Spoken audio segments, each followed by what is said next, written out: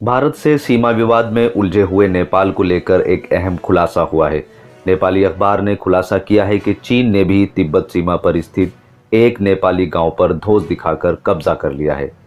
इस गांव पर 60 साल से चीन का कब्जा है और नेपाल की सरकार भी इसका विरोध करने से डरती रही है। अखबार में प्रधानमंत्री केपी ओली पर भी सवाल खड़े किए गए हैं कि चीन से गांव लेने में वे भारत से जारी सीमा विवाद जैसी तत्परता नहीं दिखा रहा है। चीन ने नेपाल के रुईगुआन नाम के इस गांव को तिब्बत स्वायत्त क्षेत्र TAR का हिस्सा बताता है।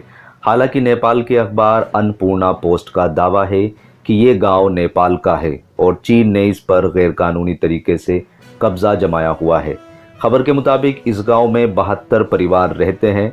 नेपाल सरकार के आधिकारिक नक्शे में भी यह गांव नेपाल की सीमा के भीतर ही दिखाया गया है, लेकिन यहां से चीन ने नेपाल प्रशासन को भगा दिया है और इसे अपने अधिकारी क्षेत्र में ले लिया है।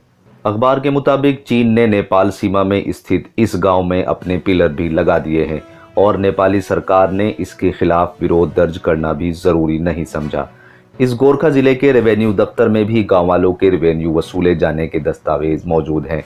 रेवेन्यू अधिकारी ठाकुर खानल ने अखबार को बताया कि गांव वालों से रेवेन्यू वसूलने के दस्तावेज अभी भी फाइल में सुरक्षित रखे हैं। अन्नपूर्णा पोस्ट के मुताबिक नेपाल यह इलाका कभी भी चीन से जंग के दौरान नहीं हारा और ना ही दोनों देशों के बीच ऐसा कोई विशेष समझौता हुआ था। यह केवल सरकार की लापरवाही का ही नतीजा है।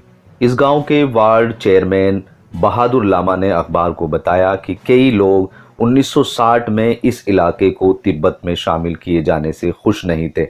वे रातों रात सांडो चले गए। वहां से 1000 से 1200 ऐतिहासिक दस्तावेज लेकर आए। गांव वालों के मुताबिक दोनों देशों ने सीमाएं तय करने और पिलर लगाने के लिए 1960 में सर्वेयर लगाए थे। इसी दौरान चीन ने पिलर नंबर 35 को ऐसी जगह लगाया जिससे रुईगुआन के इलाके उसके हिस्से में चला गया। रिपोर्ट के मुताबिक इसके अलावा वह अब चेकम पार सीमा के कई इलाकों पर भी चीन ने पिलर लगाकर मार्किंग शुरू कर दी है। अब यहाँ पर देखने वाली बात यह है कि नेपाल ने जिस तरह की तत्परता भारत के खिलाफ दिखाई थी, उस तरह की कोई भी आक्रामकता चीन के खिलाफ नजर नहीं आती है। कह सकते हैं कि नेपाल चीन से बिल्कुल डरा हुआ महसूस कर रहा है। दोस्तों, देश और दुनिया की ताज़ा तरीन खबरें पाने के लिए आप हमारे चैनल को सब्सक्राइब ज़रूर कर लीजिएगा।